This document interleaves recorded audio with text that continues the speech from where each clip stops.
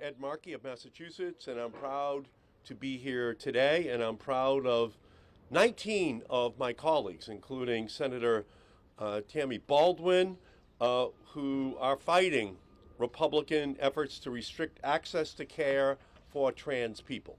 And thank you to tremendous partners who are here fighting for trans health, trans rights, and trans freedom.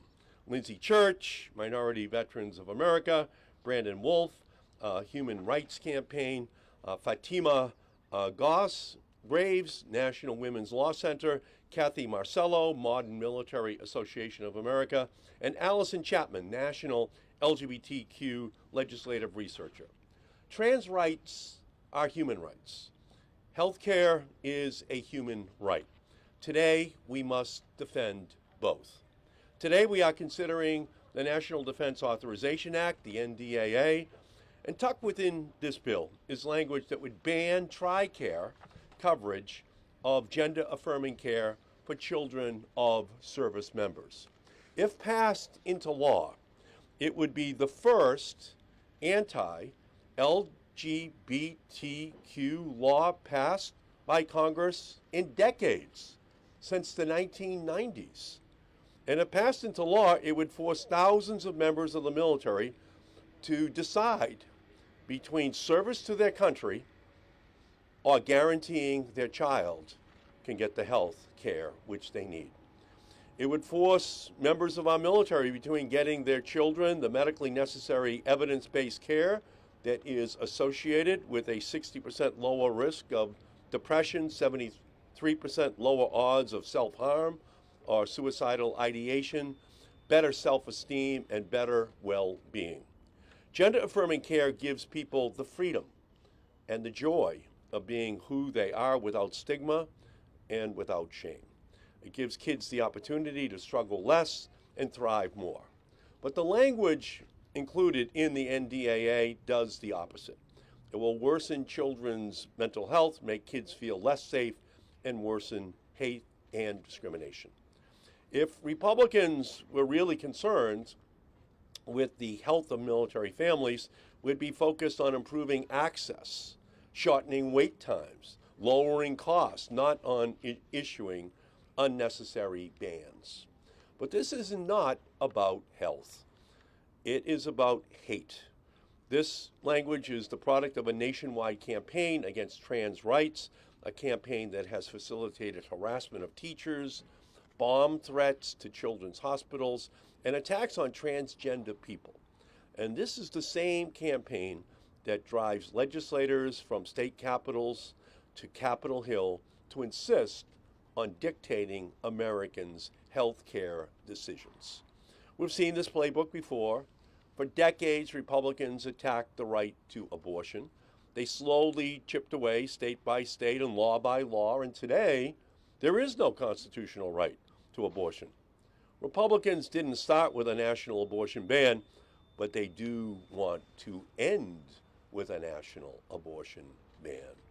Now they've turned their attention to gender-affirming care for service members' families. Freedom isn't lost all at once. It happens 1 inch at a time, and as the Senate author of the Trans Bill of Rights, this is an inch I insist that we cannot give. We must fight off efforts of politicians to force themselves into exam rooms. They think they know better than trained healthcare providers and patients. They do not. But they are experts in the oppression, suppression, and repression of healthcare freedom. And their attacks won't stop there. Today, we have the opportunity and the responsibility to fight discriminatory attacks on service members, their families, and their health care providers. We must strike this language, and if we do not, we must vote no on this bill.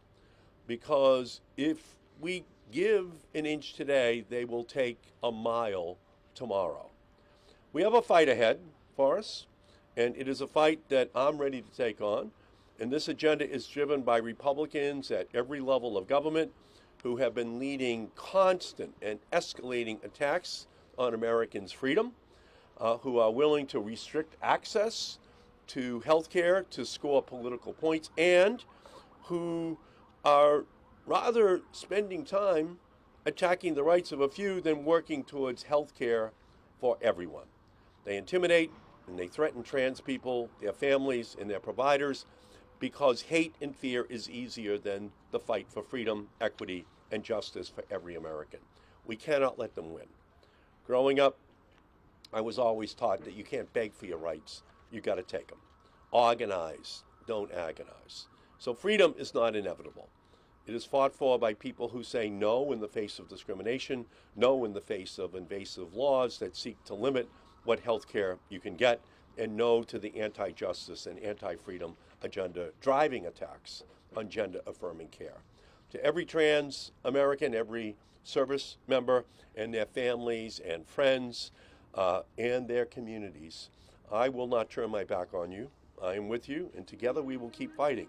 And I thank all of those who are standing behind me and all of those across the country who are extremely upset with what is about to transpire here in the capital of the United States.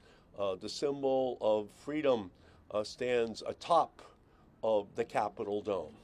And that freedom is about to be circumscribed today. It's about to be limited. It's about to be cut back. And freedom is really what is at stake here today. And all of the people behind me and all the people across the country who have this sense of a loss of freedom are not going to rest. We will continue to build this movement for them. And now let me introduce Lindsay Church, Executive Director of Minority Veterans of America. Welcome. Good afternoon. Thank you, Senator Markey, for your fight. We really appreciate it. Good afternoon. My name is Lindsay Church, and I'm the Executive Director of Minority Veterans of America. I'm proud to represent the voices, the stories, and the issues of our thousands of members across the country and world. I am also a veteran of the United States Navy and a third-generation military family. I was born to a mother in Honolulu, Hawaii, and grew up in Pearl Harbor. As a trans person, there were no supports in place for me growing up. No health care, no mental health care, and no support for the major challenges I was facing. Before the age of 18, I contemplated suicide, wondering if a person like me was even meant for this world. And I nearly took my own life at 16. It's a miracle that I'm alive today. The FY25 National Defense Authorization Act would be a boon to the military and to our allies abroad. In it are pay raises for service members, funding for our allies in Ukraine, and even a contraceptive copay provision that would bring parity to service members and their dependents who still face out-of-pocket copays for their medications. Thank you to the champions behind me for that. But all of that is moot when the trade-off is a gender-affirming care ban for service members' dependents using TRICARE. Today, I'm wearing a bracelet that was given to me when I went to Ukraine last year by some incredible fighters and friends who are fighting fascism and an unjust war that was brought to their doorsteps. I am hard-pressed to believe that the freedom fighters in Ukraine would trade the lives of our military children for the lives of theirs. And for those who will receive pay raises in the military as a result of this bill, there won't be a single dollar that they wouldn't pay when their children are suffering, attempt suicide, or are ultimately led to successful deaths and preventable deaths. Today, I'm standing here with our Senate champions, thank you, Senator Markey, some of whom couldn't be here today, and advocates across the spectrum of issues, all standing here in concert to tell lawmakers to stop playing games with our children's lives. We call on members to strike down this provision and end this attack on service members and their families. Democrats, you have the control and the power to stop this, and we're asking, outright begging you, to come together and strike down this provision. Strike down hate. If this bill passes, as Senator Markey said, in its current form, it would be the first time since the 1990s in DOMA that an anti-LGBTQ bill will become law. If we don't fight with every ounce of our hearts, souls, and power, how will we look at our children and tell them that they will have to suffer in the name of political games? As we stand here, we also call upon President Biden to veto this bill should it make it to his desk. We ask him to stand on the right side of history, and we ask him to stand with us. Up next is Brandon Wolf from the Human Rights Campaign.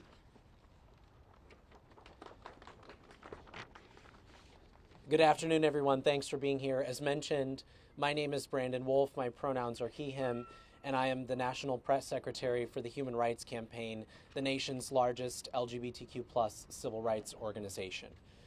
As has already been said, we're here today for one very simple reason. We support military families. And yes, when we say we support military families, that means all military families. Service members and their families make incredible sacrifices for this country. They lay absolutely everything on the line, and we entrust them with our nation's safety, security, and its freedom. And in return, they are owed our respect and the freedom to make their own healthcare decisions. But unfortunately, a bill that is supposed to be about pay increases and improvements to their quality of life has been hijacked. It has been poisoned by anti-LGBTQ+ animus. As you've heard, if enacted, this will be the first anti-LGBTQ+ federal law in nearly 30 years. That's since the days of Don't Ask, Don't Tell and the Defense of Marriage Act. And across party lines, lawmakers have already said that they are fed up with Speaker Johnson's derailing of what should be bipartisan support for our military. House Armed Services Committee Chair Mike Rogers said simply, "This stuff does not belong in our bill." And Ranking Member Adam Smith was forced to oppose a bill he helped to craft, saying, quote, "This harmful provision puts the lives of children at risk and may force thousands of service members to make the choice of continuing their military service or leaving to ensure their child can get the health care they need." That is what's at stake right now. For the families who are in the crosshairs, this is not about a political bargain, it is personal. Take it from the retired Navy captain who was deployed to places like Iraq, Afghanistan, and Syria, who told the Washington Post last week, quote, "I am being told essentially, thank you for your service, we're no longer supporting your family. It's very hard for me to reconcile the idea that the country trusted me to fight in combat, to be shot at, to lead young sailors into combat, but they won't trust me to make a medical decision for my child, the most important decision of my life." Or you can ask the active duty Air Force chief who told The Hill, quote, "I have a strong desire and propensity to continue to serve, but this will weigh on mine and my family's decision. That's difficult, but my family has to come first." Folks, that's the lesson here. We should be putting military families first, not using the health of their children as a political weapon. So as I said, we're here because we support military families. We trust military families. And it's time for the Senate to make clear that they also support and trust our military families. It's time for the Senate to reject attempts to use the National Defense Authorization Act to terrorize the children of our nation's service members. With that, I'd like to turn it over to Fatima Goss-Graves of the National Women's Law Center. Thank you, Brandon. My name is Fatima Goss-Graves. I'm president and CEO at the National Women's Law Center. And I have to say, I wish that I could only be speaking about the positive things in this bill. It was critical that service members will have access to contraception without a copay. It's an enormous accomplishment. And we certainly are grateful for the champions who work so hard to secure this measure to finally ensure that service members would have the same access to affordable birth control as civilians. That's what the history of the defense bill has been about, right? And the ability to come together, to do common sense things together in service of military individuals and this family. So this country should be proud that they were able to do that sort of thing. But yet we're here today because we're in a situation where right-wing extremists are once again trying to score political points by shamelessly targeting trans kids. And there's no reason that this defense bill should include such baseless and cruel and inherently discriminatory anti-trans measures. In fact, denying medical coverage for trans young people will make it harder for the families who are serving this country and simply just trying to do right by their children, trying to get the best health care they can for their children. And the lawmakers who push for this measure in this bill, they're the same ones, we've seen this playbook before. They're the same ones who don't trust women to make their own health care decisions, who are determined to make it harder in this country for people who are pregnant, who want to take away our basic freedoms. And so now they're trying to tell military families that they're not trusted to make the decisions that they want to be able to make for their family. And if we don't trust our service members, then who do they trust? All of this is a part of a playbook to restrict our freedoms, to force us to control to their very narrow idea of gender roles in this country. I just think young people deserve better. I think families deserve better. And we know that gender-affirming care can be life-saving, as you've heard, for young trans people. So we should be doing everything we can to support military families who are already facing challenges associated with frequently moving with deployed parents. So to Congress, to the Senate, we urge you to do the right thing. We urge you to do the right thing and adhere to the promise that you made to protect and to support all of us, including those who serve this country and their loved ones. Thank you. We'll now hear from Kathy Marcello from Modern Military Association of America. Hello, I'm Kathy Marcello, Deputy Director at Modern Military Association of America. My pronouns are she, her. As Deputy Director at Modern Military Association of America, I work with the thousands of military families that we are talking about. I work with them firsthand every day. And what I want to tell you is that I think for any family, family time is precious. But what I will say is for military families, because we spend so much time apart, family time is even more precious. And thousands of military families will be spending the holidays making choices about if they can continue to serve the country, if they will be forced to live apart, how much financial hardship can they face by paying out of pocket for basic health care access. I don't think any family should be forced to make those decisions. I think that military families should not be test subjects for political gamesmanship. To these families, I say we will not stop fighting for you to keep or restore your access to basic health care benefits. Thank you. Beautiful. Beautiful. So, Hello, everyone. My name is Allison Chapman. My pronouns are she, her. I'm a transgender activist, a national LGBTQ plus legislative researcher, and a proud parent to a gender fluid kid. I wanted to start by thanking all the senators who have sponsored this amendment. Protecting trans kids puts you under direct fire from right-wing extremists and can compromise your personal safety. That is something I know all too well as a transgender activist.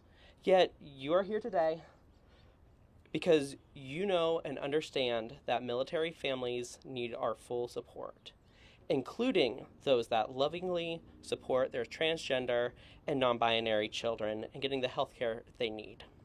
That is why we must secure the votes to strike out Section 708 of the NDAA, which would remove coverage for treatments if and only if they were prescribed to treat gender dysphoria. This is state-sponsored discrimination, and we cannot allow it to become law. To the families affected by this poison pill provision, I'm sorry that it's gotten to this point. Your child and family should never have to worry about health care. To the trans kids listening today and seeing politicians debate your right to exist, I want you to know that I will always be here fighting for you. You are loved, you are beautiful, you matter to me and so many others. One thing I have learned in the past few years of being an activist is that our joy always shines through, no matter how dark the world gets. As a transgender person myself and a parent to a gender fluid child, I know how it feels to have my own rights and my parental rights under attack. I know the fear that those parents and caregivers feel, the worry that my child will not be able to get the medical care they need to survive. It's the kind of worry that keeps you up at night, the thought that goes through your head every time you see a headline. I constantly wonder if I will be able to call the United States my home forever, or if I will be forced to leave this country to seek healthcare for myself or my children. Imagine being a military parent, serving our country while knowing your child is back home in a state where their life-saving medical care is illegal. Our service members cannot just pack up and move to another state. They must bloom where our government plants them. We are grateful for their sacrifice, and we must show that gratitude through policies that defend their basic rights. As a researcher on national anti-LGBTQ+ legislation, I have tracked the exponential increase in devastating attacks on my community. Politicians do not realize the tremendous harm it does to young people to even introduce a bill with anti-LGBTQ+ provisions, let alone pass it. Studies have shown that the onslaught of anti-transgender laws and the resulting discrimination increases transgender youth suicidality by 72%. Further research confirms what the families here already know all too well.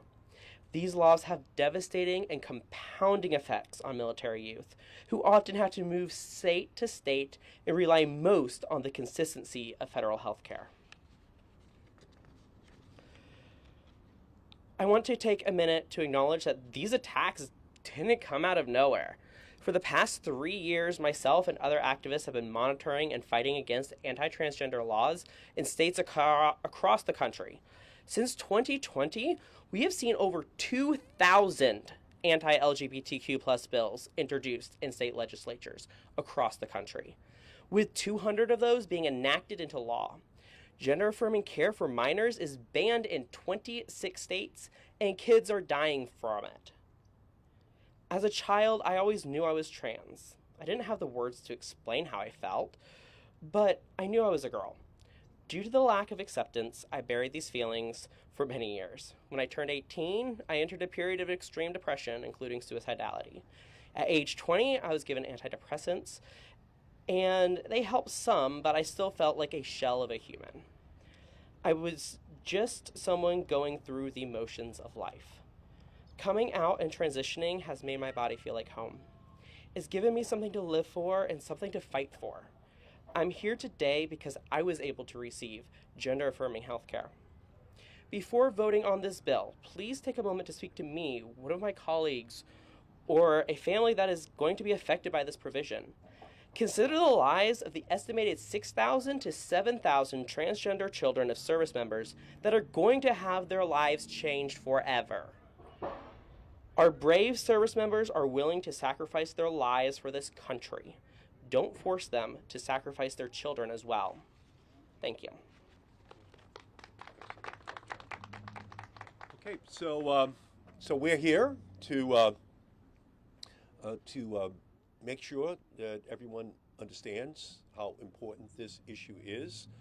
I was a member of the United States House of Representatives in 1996, and there are 435 members of the House of Representatives. Only 67 of us voted no on the Defense of Marriage Act, and President Clinton signed it. Now, we've come a long way in 28 years on that issue. Defense of marriage no longer exists. So that's what we're saying here today. People understand that this is going to be a battle, but this is what has been created on very short notice, and it is going to just continue to build and build. So, any questions anyone may have? Yes, sir. Who are you? Senator Leo Shane with Military Times. Do you think if the president threatened a veto on this bill that you'd be able to scramble something together as a replacement without this problematic language? I don't know. That would be difficult to predict what would happen if it would be something that he would issue. There seems to, unfortunately, be a consensus amongst the House and Senate conferees on this issue, but I think it would have potential, but I don't know what the ultimate outcome would be. Yes, ma'am. Who are you? RebeccaKeelMilitary.com. Have any of you had conversations with the White House about the possibility of vetoing it, considering this is almost definitely going to pass the Senate? Anybody? Question? Anyone? Thank you all so much. Thanks for being here. Thank you.